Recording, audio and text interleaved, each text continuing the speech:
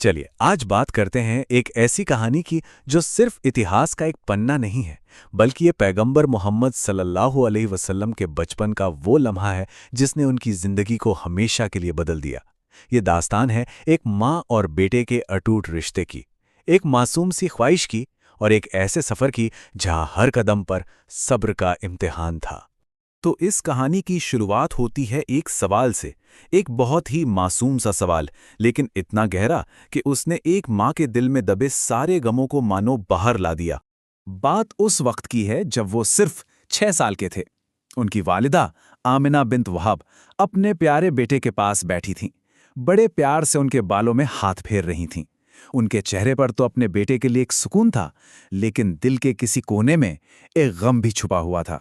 और फिर उसी खामोशी के बीच नन्हे मोहम्मद सल्लल्लाहु अलैहि वसल्लम ने मासूमियत से वो सवाल पूछा जिसने वहां की पूरी फिजा ही बदल दी। अब ये सवाल सुनकर हजरत आमिना कुछ पल के लिए एकदम खामोश हो गईं। फिर उन्होंने हिम्मत जुटाई, सब्र के साथ चेहरे पर एक हल्की सी मुस्कान लाने की कोशिश की और अपनी नम आंखों से बोली, बेटा, तुम्हारे वालिद एक बहुत दूर के सफर पर चले गए हैं। वो अपने रब के पास हैं, जहां से कोई वापस नहीं आता। उन्होंने समझाया कि कैसे उनके वालिद अब्दुल्ला इब्न अब्दुल मुत्तलिब उनकी पैदाइश से पहले ही इस दुनिया से चले गए थे। नन्हे मोहम्मद चुपचाप सब सुनते रहे।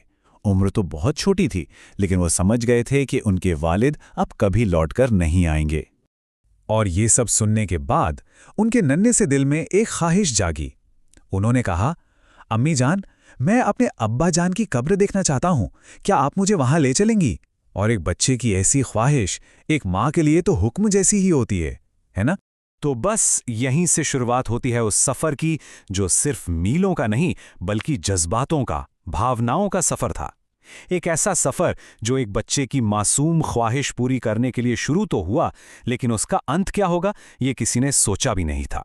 तो अपने ससुर अब्दुल मुत्तलिब से इजाज़त ली गई, उनकी दुआएं ली गईं और फिर मक्का से यह छोटा सा काफिला रवाना हुआ। इस काफिले में सिर्फ 3 ही लोग थे।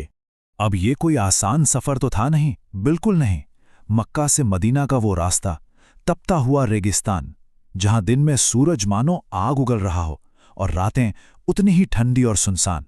और इसी मुश्किल रास्ते पर ऊंट पर सवार ये छोटा सा काफिला करीब 10 दिनों तक चलता रहा। और फिर कई दिनों की इस मुश्किल मशक्कत के बाद आखिरकार वो अपनी मंजिल पर पहुंच ही गए। वो मदीना में थे। वहां पहुंचकर हजरत आमिना अपने शौहर की कब्र पर गईं, दुआ की और उनका सब्र का बांध टूट गया। वो बहुत रोईं। उनके साथ ही खड़े थे नन्हे मोहम्मद, जिन्होंने अपने वालिद के लिए अपने मासूम से दिल से दुआ की। बच्चे की वो ख्वाहिश वो पूरी हो चुकी थी। कुछ दिन मदीना में गुजारे और फिर वापसी का सफर शुरू हुआ। लेकिन शायद किस्मत को कुछ और ही मंजूर था, क्योंकि यही वापसी का सफर इस कहानी का सबसे दर्दनाक, सबसे मुश्किल मोड़ लेकर आने वाला था। वापसी के सफर में काफिला एक जगह से गुजर रहा था जिसका नाम था अबुआ, एक दूर दराज बिल्कुल सुनसान इलाका। और यहीं कुछ ऐसा हुआ जिसकी किसी ने कल्पना भी नहीं की थी। अचानक, बिल्कुल अचानक से हजरत आमिना की तबीयत बिगड़ने लगी। उनके सीने में एक तेज दर्द उठा। ये देखकर नन्हे मोहम्मद घबरा गए, परेशान हो गए। अपनी अम्मी को इस हाल में देखकर रोने लगे और बार बार बस यही पूछ रहे थे, अम्मी जान आपको क्या हुआ है? अब हजरत आमिना को अंदाजा हो गया था। वो समझ चुकी थीं कि शायद ही उनका आखिरी वक्त है। उन्होंने हिम्मत करके अपने बेटे के सर पर हाथ रखा और वो अल्फाज कहे जो एक माँ की अपने बच्चे के लिए आखिरी तसल्ली, आखिरी दुआ बन गए। बस ये कहते कहते उन्होंने अपने बेटे को अपने सीने से लगा लिया और उनकी आंखें हमेशा के लिए बंद हो गईं।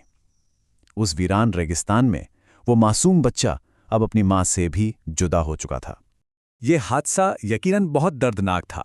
इसने उस मासूम बच्चे को बिल्कुल अकेला कर दिया था, लेकिन साथ ही यही वो लम्हा था जिसने उनकी जिंदगी में सब्र और हिम्मत की एक ऐसी मजबूत बुनियाद रखी जो आगे चलकर पूरी दुनिया ने देखी। फिर हुआ ये कि वहीं अबवा की उसी जमीन में हजरत आमिना को दफन कर दिया गया और नन्हे मोहम्मद अपनी माँ की कब्र से लिपटकर बस रोते रहे। कुछ वक्त बाद उम्मे ऐमन किसी तरह उन्हें लेकर मक्का वापस लौटीं। वहां उनके दादा अब्दुल मुत्तलिब ने जब उन्हें देखा तो अपने पोते को सीने से लगा लिया और फिर उनकी परवरिश की सारी जिम्मेदारी उन्होंने ही संभाली। लेकिन कहानी यहां खत्म नहीं होती। इसका एक आखिरी बहुत अहम हिस्सा अभी बाकी था। हुआ यूं कि सालों बाद, नबूवत मिलने के बाद, नबी करीम सल्लल्लाहु अलैहि वसल्लम का गुज़र फिर से उसी जगह अबवा से हुआ और बस वो सारी पुरानी यादें एक पल में ताज़ा हो गईं। उन्होंने अपनी माँ की कब्र को देखा और वहां खड़े होकर रो पड़े। सोचिए वो क्या मंजर रहा होगा, एक बेटे की अपनी माँ के लिए वो मोहब्बत जो कभी खत्म नहीं होती। ये देखकर वहां उनके साथ जो सहाबा मौजूद थे, उनकी आंखें भी नम हो गई। तो ये पूरा वाकया ये हमें क्या सिखाता है? ये सिखाता है सब्र के बारे में, कि सब्र या धैर्य ये रास्ता आसान नहीं होता, बिल्कुल नहीं। लेकिन ये कहानी बताती है कि अल्लाह जिनसे मोहब्बत करता है उन्हें अक्सर मुश्किल आजमाइशों और सब्र के रास्ते से गुजार कर ही बुलंद मकाम तक पहुंचाता है। और आखिर में ये कहानी हमें एक बहुत गहरे सवाल के साथ छोड़ जाती है।